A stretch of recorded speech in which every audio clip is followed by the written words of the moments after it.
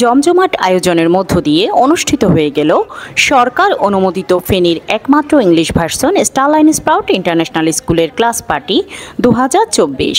আয়োজিত অনুষ্ঠানে প্রধান অতিথি ছিলেন ফেনী সদর উপজেলার মাধ্যমিক শিক্ষা অফিসার মোহাম্মদ গোলাম মোস্তফা।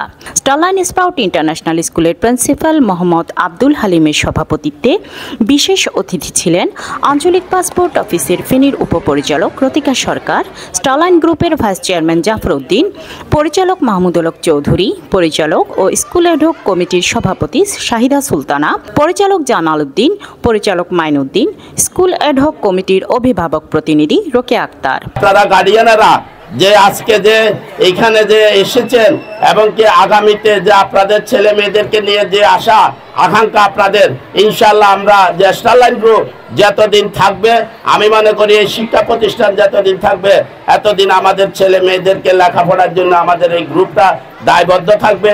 আরও আপনাদেরকে আশ্বস্ত করছি, আমাদের এই ক্যাডেট কলেজে Baidyabati cadet college cadet coaching থেকে আমাদের 150 জন ক্যাডেট এখন বিভিন্ন জায়গাতে পড়ালেখা করতেছে এবং কি তারা অলরেডি কমিশনও পাই গেছে, তো এবং কি অনেক জায়গাতে ডাক্তার ইঞ্জিনিয়ার হয়ে গেছে। আমাদের এখান থেকে পড়ালেখা করে আমার বড় ভাই স্টারলাইন গ্রুপের পরিচালক জনাব জামাল সাহেবের ছেলে ক্যাডেট কলেজ অধ্যয়নরত রয়েছে।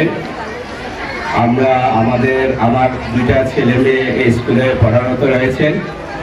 তো আমি মনে করি এটা আমাদের স্কুল বলে নয়, আমাদের ছেলে মেয়েদের স্কুলে পড়াতে পেরে আমি একজন গার্ডিয়ান হিসাবে অত্যন্ত গর্বিত। ক্লাস পার্টি 2024-এর আহ্বায়ক ও স্কুল অ্যাডহক কমিটির শিক্ষক প্রতিনিধি সংযুক্ত বণিকের পরিচালনায় ও স্কুল শিক্ষার্থী আফসিন নাহার ও হুমায়রা বিনতে আনোয়ারের যৌথ উপস্থাপনায় এ সময় স্কুলের ভাইস প্রিন্সিপাল জান্নাতুল ফেরদৌস ও কোঅর্ডিনেটর নজরুল বিন মাহমুদুল সহ অভিভাবকবৃন্দ উপস্থিত ছিলেন। রেহান আলম মিতু, ফেনীর প্রত্যয়, ফেনী।